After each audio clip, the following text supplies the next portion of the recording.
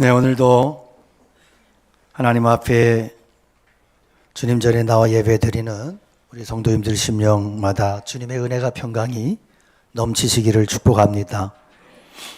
우리 세상 살아갈 때 중요한 것은 사람들에게 인정받는 것입니다. 아무리 똑똑하고 능력이 있어도 남들이 알아주지 않으면 소용이 없습니다. 남들이 알아주는 것이 굉장히 중요하더라고요. 그러니까 오디션 프로그램 같은 데서 이렇게 우승을 하면 그날로 소위 팔자가 고쳐집니다.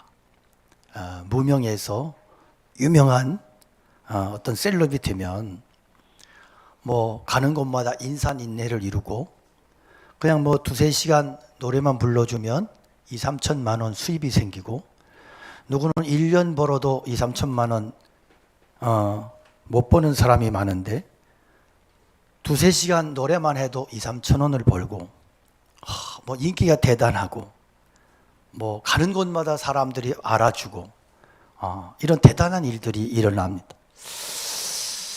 우리는 혼자 세상을 살 수는 없어요. 어떤 사람 무인도 가서 살고 싶다 그러지만 망상이에요. 어떻게든 세상 속에서 살아남고 관계를 맺고 인정받고 그래야 뭔가 일이 일어나요. 이게 우리 현실이에요. 그런 의미에서 예수님 당시의 예루살렘은 세상이었습니다. 특히 절기 때 예루살렘은 세상 중에 세상이었습니다. 평소에는 3, 4만 명의 인구에 불과하지만 절기 때가 되면 2, 300만 명이 예루살렘으로 몰려듭니다. 만약 거기에서 뭔가 어떤 대단한 일이 이를 통해서 자신의 명성을 드러내면 그는 한순간에 전 세계적인 인물이 될 수 있단 말입니다. 이 갈릴리라고 하는 곳은 전혀 사람들의 주목을 받지 못하던 그런 지방입니다. 그러니까 변방의 촌동네예요.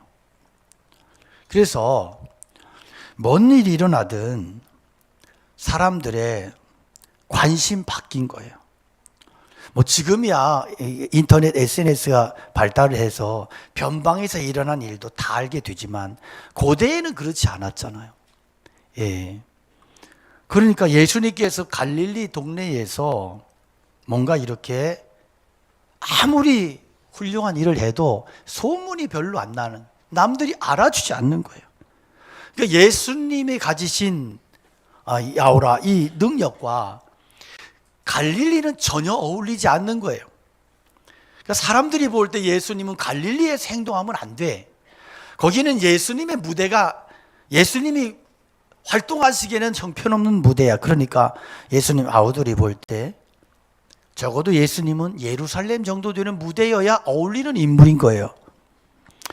그래서 1절에 그 이후에 이렇게 그 후에 이렇게 시작이 되는데 그 후에 이것은 이제 6장의 내용을 의미하죠. 그러니까 5천 명을 먹인 놀라운 기적이 일어나고 그리고 나서 예수님께서 설교를 말씀을 진리를 선포했는데 사람들이 다 떠나버린 거예요. 왜 떠났을까? 이 아우들의 예수님 아우들의 생각은 동네 수준이 떨어져서 그렇다는 거예요. 네.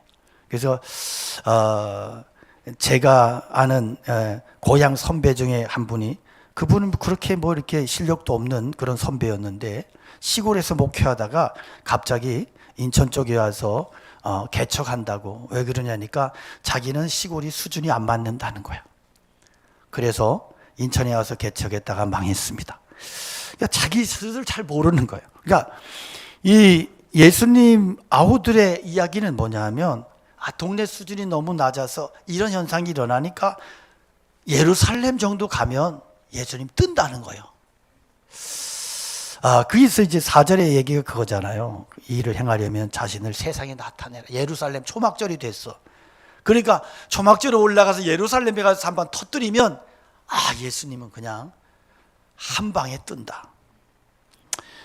이 당시에 이 예루살렘 초막절이 다가왔다 그랬는데, 초막절은 일주일 동안 이렇게 초막 텐트를 치고 생활하면서 광야의 그 하나님의 은혜를 기억하고 그리고 첫 열매를 추수한 곡식을 하나님 앞에 바쳐 드리는 그런 절기예요. 그래서 축제 중에 축제예요. 그래서 이런 엄청난 사람들이 몰려들고 집결할 때 온 세계에서 디아스포라 흩어졌던 사람들이 다 몰려 집결했을 때 거기에서 한 방 터뜨리면 이것은 예수님의 정체를 온 천하에 알리고 스타가 될 수 있는 엄청난 절호의 찬스다. 그거예요. 그러니까 여러분, 예수님의 동생들의 제안은 굉장히 현명하지 않습니까? 현명하잖아요. 그렇게 해야 되잖아요, 사실은. 그런데 이 제안이 곱씹어 보면 광야에서 사탄의 예수님을 시험했던 사탄의 시험과 결이 같아요. 사탄은 뭐라 그래? 예수님을 예루살렘 성전 꼭대기에서 뛰어내리면 하나님의 능력으로 사뿐히 받아서 탁 내려놓으면 그걸 보고 사람들이 와 하면서 이렇게 예수님을 메시아로 받아들이지 않겠냐. 이 쉬운 게 있는데 왜 당신은 이렇게 금식하며 뭐 이렇게 고난에 뭐 비아돌로로사 뭐 십자가 뭐 이럴 필요가 없지 않냐. 그런 이야기예요, 결이. 그러니까 이들의 제안은 십자가 없는 지름길을 제시합니다. 그러나 십자가 없는 구원은 있을 수 없고요. 세상은 지름길로 항상 우리를 유혹합니다. 오늘 우리가 이 사회가 정상적일까? 대단히 비정상적입니다. 그냥 이 세상은 이미 정상적이지 않습니다. 적당히 세상하고 타협하고 불의도 적당히 넘어가지고 웬만한 편법도 가려주고 이런 것들이 미덕인 것처럼 포장이 됩니다. 정직하고 성실하게 살면 너 왜 그렇게 세상을 멍청하게 살려고 그러냐고 그렇게 공격이 들어옵니다. 자신의 죄를 인정하면 바보가 되고 끝까지 자신의 죄를 부정하면 무조건 유리하다고 믿는 사람들이 점점 많아지고 있습니다. 이런 방식이든 저런 방식이든 가짜 뉴스든 어떤 이상한 짓을 하든 사람들의 구설수에 오르내리고 욕을 많이 먹더라도 어쨌든 계속 입방아에 오르내리면 유명해지고 나중에 그 유명세를 가지고 자신의 어떤 꿈을 펼칠 수 있다고 하는 이 비정상적인 정치인들이 활개를 치고 세상에 사람들이 이렇게 활개를 치는 이상한 세상이 되어버리고 말았습니다.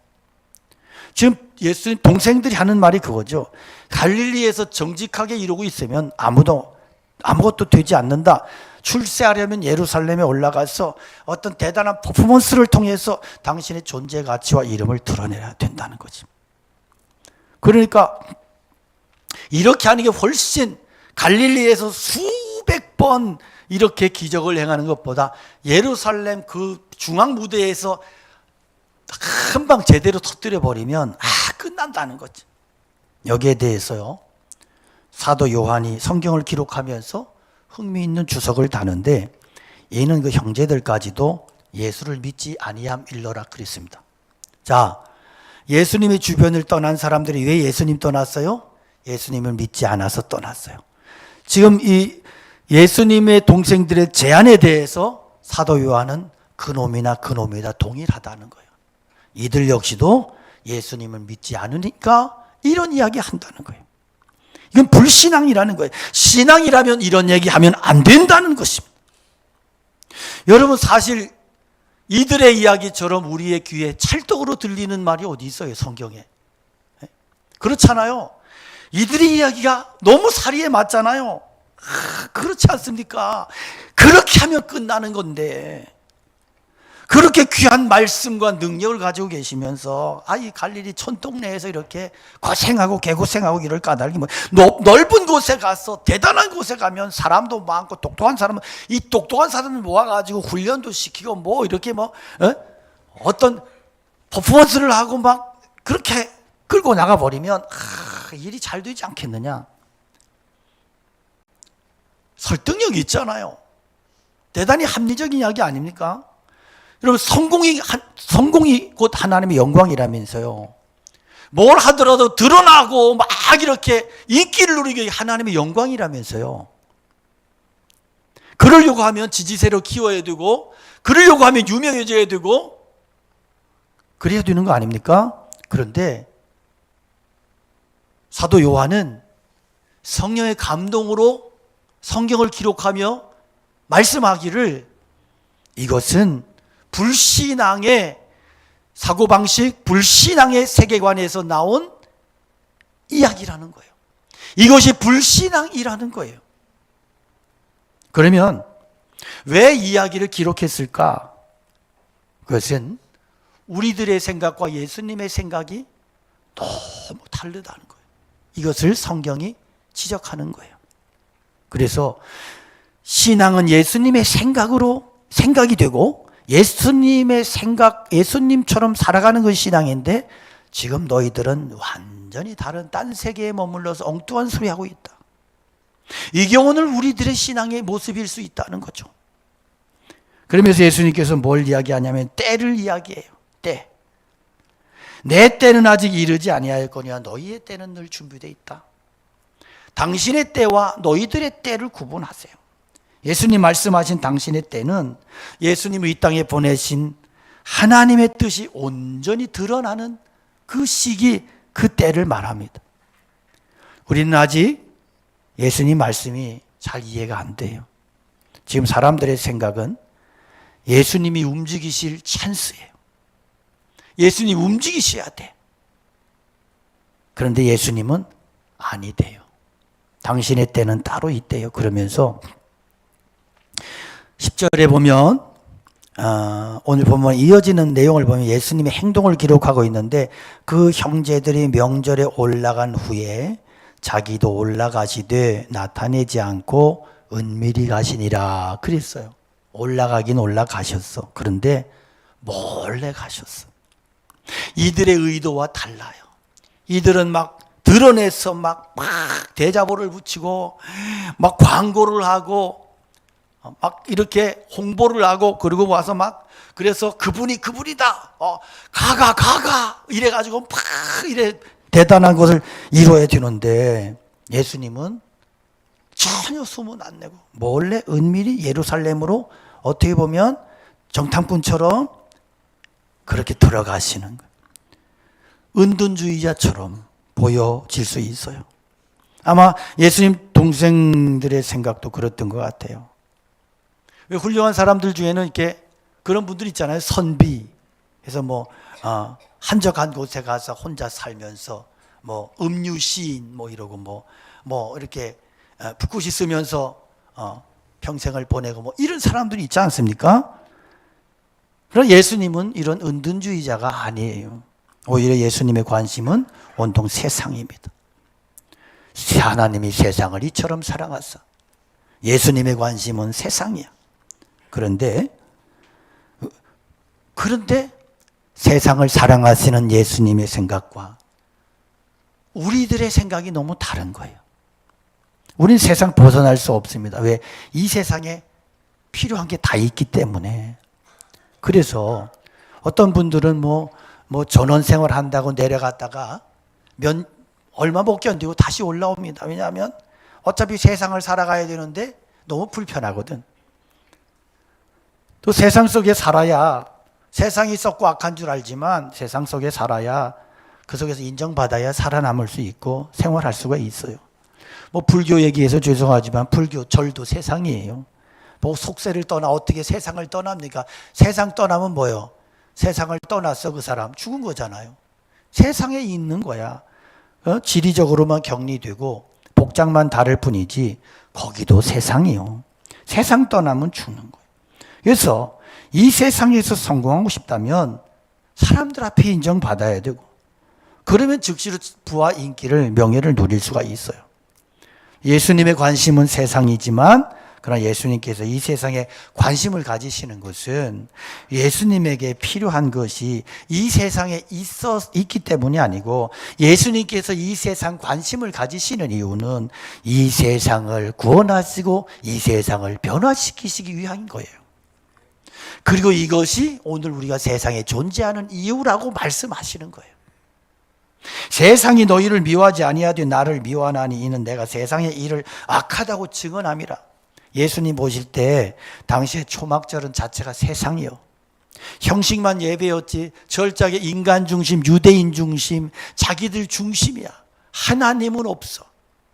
오늘날로 말하면 예배 드린다고 복잡하게 모이기는 했는데 예배 중심이 다 인간이야. 인간의 이야기가 설교로 해서 선포되고 인간의 사고방식, 인간의 소원, 인간의 욕구, 인간의 관심, 인간의 재미 이런 게 교회에서 막 펼쳐지고 있다면 이게 바로 당시에 타락했던 초막절과 같다는 것이. 그럼 왜 예수님 초막절에 가시느냐? 사람들의 칭찬과 명예를 위해서 아니에요. 잘못된 초막절을 하나님 중심으로 바꾸시기 위해서 올라가시는 거예요. 예수님 세상을 사랑하셨고 유대인 무리를 사랑하셨습니다. 그러나 어디까지나 예수님의 사랑의 관심은 저들의 변화, 저들을 구원하시고 저들을 새롭게 변화시키시기 위함인 것이지 그들로부터 뭔가를 얻고 누리고 인정받기 위해서 그들을 사랑하셨던 것이 전혀 아닌 거예요. 예수님은 당신께서 그렇게 하는 것에 대해서 세상이 증오하고 당신을 적대하는 것을 보셨어요. 아셨어요. 세상은 결국 중립적이지 않습니다. 세상은 자기들 마음대로 흘러가고 싶어 합니다. 그래서 통제가 없으면 세상은 순식간에 지옥이 되고 맙니다. 부패하고 악한 인간의 본성이 그렇게 끌고 갑니다. 예수님이 이것을 너무나 잘 아셨어요. 그래서 예루살렘 올라가는 문제가 그렇게 간단하지 않다 말씀하세요. 너희들이 예루살렘에 올라가는 목적은 다른 유대인들과 다를 바가 없다. 너희들 그냥 같이 즐기고 떠들고 먹고 마시고 그러려고 올라간다. 그러나 내 생각은 너희들과 다르다. 나는 부패하고 잘못된 그들의 썩은 생각과 그들의 마음을 바로잡기 위해서 저들의 잘못을 지적하고 바로잡아서 바른 길로 돌이키도록 그렇게 하기 위한 것이 내가 올라가는 목적이다. 그러니까 이것은 간단한 너희들이 생각하는 것처럼 그렇게 그냥 간단한 쉬운 얘기가 아니다. 이게 예수님의 말씀인 거예요. 주님은 이 세상과 함께 즐거워하고 그들 가운데 인정받기 위해서 오시지 않으셨어요. 예수님 오신 이유는 썩고 부패한 이 세상 사람들의 사고방식과 삶을 하나님 중심으로 돌이키게 하고 하나님의 원수인 그들을 하나님께로 돌이키고 새롭게 만들기 위해서 그들이 달려가고 있는 정반대 방향으로 완전히 유턴하게 하도록 하기 위해서 오셨어요. 또 그렇게 하는 데 있어서 모든 사람들이 가지고 있는 무서운 적대감을 아시면서 그것과 홀로 싸우시면서 그렇게 지금 가고 계신 겁니다. 그러니까 주님의 가시는 길은 이미 십자가의 길인 거예요. 나중에 십자가를 져서 십자가가 아니에요. 주님은 십자가를 지러 오셨고 가는 모든 길과 예수님의 사고와 예수님의 언어와 예수님의 모든 삶이 이미 십자가인 거예요. 십자가. 남들과 똑같이 산다고 하면 누가 미워하겠어요. 그러나 여러분 그 잘못된 생각을 바꾸려고 해보십시오. 이게 쉬운 얘기가 아니에요. 애들도 봐요. 애들도 서너 살 먹은 애들도요. 너 숟가락질 그렇게 하면 안 돼. 너 밥을 가려서 먹으면 안 돼. 골고루 먹어야 돼. 막 그러면 애들이 뭐라 그래요? 고맙습니다. 아빠, 엄마 사랑해요. 그래요? 밥 안 먹을 거야! 숟가락 집어던지고 아빠 미워! 이러잖아요. 사람의 본성이 이렇게 악하고 부패하고 더럽다니까. 그러니까 참 설교가 어려운 게 그런 거예요. 복음의 진리는요 사람들에게 거슬러요. 진리의 말씀은 충돌이 일어나. 여러분이 말씀을 들을 때, 예배를 드리는 말씀을 들을 때 내 안이 복잡해져. 내가 막 괴로워. 내가 막 내 안에서 속이 상해. 그러면 앞에 있는 목사는 설교 잘하는 거예요. 그런데 내가 막 인간적인 생각으로 꽉 차가지고 왔는데 막 기분이 너무 좋았어. 막 엉뚱한 소리 하고 있는지 몰라요. 복음은 우리의 이성과 충돌해요. 거기 그 앞에서 내가 이성을 굴복시키고 하나님의 뜻과 말씀 앞에 내 자신을 고쳐나가는 것이 신앙인 거예요. 예수님에게는 두 가지 선택밖에 없어요. 하나는 그냥 가만히 계시든지. 그랬으면 예수님 좋아했겠죠. 사람들이 미워하지 않았겠죠. 하나는 죄에서 돌이키도록 그들이 악하고 더럽고 그 모든 잘못된 것들에 대해서 지적하고 책망하고 돌이키게 만드는 거예요. 그러나 그렇게 한다고 해서 당장 사람이 변하지는 않아. 그래서 예수님은 내 때가 있다 이렇게 때를 말씀하시는 거죠. 그래서 예수님의 때는 하나님의 때이기도 해요. 이 약한 사람들의 마음을 돌이켜서 하나님께로 나오게 할 하나님의 방법과 그 하나님의 때가 있다. 그게 뭐예요? 십자가의 때예요. 그 십자가를 지셔야만 되고, 그리고 십자가를 지시고 예수님께서 십자가를 지시고 그렇게 하셔야, 그래야 구제불능한 인간들에게 구원의 길이 열리고 구제불능한 인간들에게 성령님이 오시는 거예요. 여러분, 성령님이 오시지 않는 한 우리는 소망이 없어요. 성령님이 우리에게 오셔서 내 썩은 마음 부패한 본성을 바꿔주시고 나를 새롭게 하시고 나를 거듭나게 하시고 내 안에 있는 죄를 보게 하시고 탄식하게 하시고 회개하게 하시고 내 캄캄한 어두운 심령의 문을 열어주셔서 나를 돌이키게 하지 않으시면 우리는 소망이 없는 존재들인 거예요. 성령님이 오시면 우리 안에 변화가 나타나요. 그렇게 하나님께 대해서 적대적이고 반항하던 악한 본성이 힘을 쓰지 못하고 무너지기 시작해요.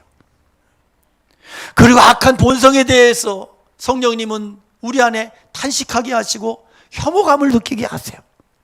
내가 그동안 얼마나 하나님과 원수된 생각으로 살았고 내가 그동안 얼마나 잘못된 삶을 살아왔는지, 말도 안 되는 삶을 살았던 것에 대해서 성령님이 지적해 주시고 깨닫게 하시고 보게 하세요. 그래서 거기에서 일어나는 게 회개인 거예요. 회개는 내 신세 타령이 아니에요. 하나님과 원수된 생각, 내가 하나님과 잘못된 생각과 내 인생의 방향이 무너지는 순간이에요. 그래요, 하나님, 내가 잘못했어요. 내 잘못된 사고로 살았어요. 내 삶이, 내 목적이 잘못되어 있었어요. 하나님, 나 어떡해요? 거기서 돌이키는 것이 회개이고, 이 역사를 누가 일으키시냐? 성령님이 일으켜 가시는 거예요. 그래서 거기서부터 이후로 눈을 하나님께로 돌려서 하나님으로부터 오는 새로운 성품과 그 능력으로 살게 하시고, 이것이 성령님께서 하시는 역사요. 이것이 그리스도의 때가 우리에게 필요한 것이고 예수님의 때를 말씀하신 것이고, 그래서 예수님은 사람들이 모인 자리에서 그들 앞에서 아무리 대단한 퍼포먼스를 하시고 그렇게 한다 할지라도 하나님께로 돌아오지 않는다. 저들은 그렇게 사람이 쉽게 바뀌지 않는다.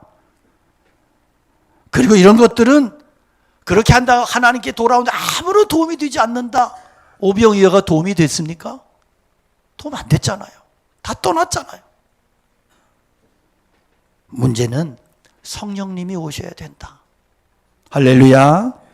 우리의 인생에 성령님이 오셔야 돼요. 주님이 나를 찾아오셔야 돼.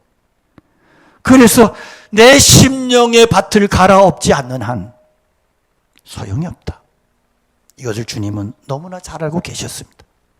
결국 죄인들이 자신의 삶을 버리고 하나님께로 돌아오는 것은 막 떠들썩하게 뭔가 퍼포먼스를 하고 뭐 그런다고 세상이 달라지느냐, 사람 바뀌느냐, 아이고 아무런 소용이 없다. 그래서 저는 정치를 믿지 않습니다. 속된 말로 그놈이 그놈이고요, 이쪽이나 저쪽이나 도토리 키재기고. 그러니까 여러분, 너무 정치에 기대 걸고 싸우지 말아요 좀. 그러니까 지금까지 역사를 보면 오른쪽이 잡으면 망할 것 같대, 왼쪽이 잡으면 또 망할 것 같대. 그러면서 왔어. 여기까지 안 망했어. 그러니까 너무 그렇게 막 거기 막 한쪽에 치우쳐가지고 프레임 씌워가지고 뭐 가짜 뉴스 퍼나르고 그러지 말아요. 왜 그렇게 천박해요? 그러니까 저는 그리스도인은 좀 품격이 있어야 된다고 믿습니다. 물론 나라를 위해 기도하는 건 우리의 사명이에요. 눈물로 기도해야죠. 이 나라 이 민족 위해서 잘못된 방향으로 가지 않도록, 이 땅에 하나님의 복이 임하도록, 이건 우리의 사명이지만 서로 프레임 씌워가지고 서로 원수 맺고 그렇게 정죄하고 싸움하는 것은 아니지 않습니까? 여러분, 정치가들이 저질 행동한다고 여러분도 똑같이 저질 행동하면 어떻게 되겠어요? 그리스도인의 품격이 있지 않아요? 저는 제가 존경하는 인물 중에 돌아가신 고 김용기 장로님, 가나안 동군학교를 이끄셨던 이분이 제 신학교 때 왔어요. 신학생 때 와서 신앙 수련회를 하시면서 그분이 그런 얘기예요.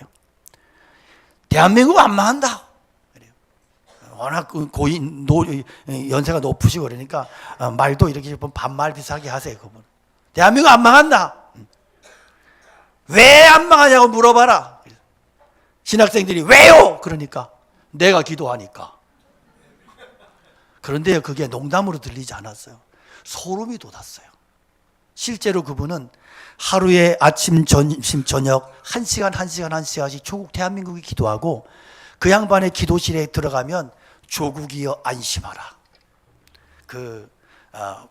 무슨 죄야? 그 힘 있는 글씨체로 조국이여 안심하라. 딱 걸어놓고 기도하는 거예요. 대한민국 안 망합니다. 왜? 제가 기도하니까.